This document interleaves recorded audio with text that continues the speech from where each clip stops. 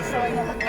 Ako sam nešto pogriješio, ja vas molim za oprost, jer jedino ste vi taj koji može to da razumije do kraja i da znate da ništa nijesam uradio što ne bi blagoslovio mitropolit Amfilohije. Mi u raznim trenucima imamo ponekad i neka obećanja koja treba da iskažemo.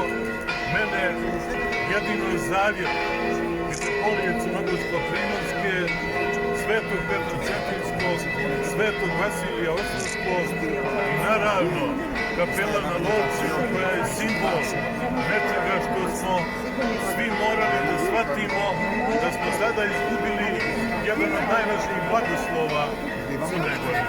Vi ste danas vratili taj blagoslov na najbolji način, pokazali vašim primjerom da je sabornost i jedinstvo Srpske pravoslavne crkve važnije od svega.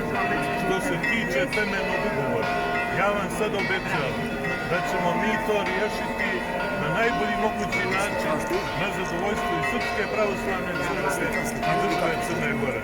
Dobro nam došli i vjerno... Profesore!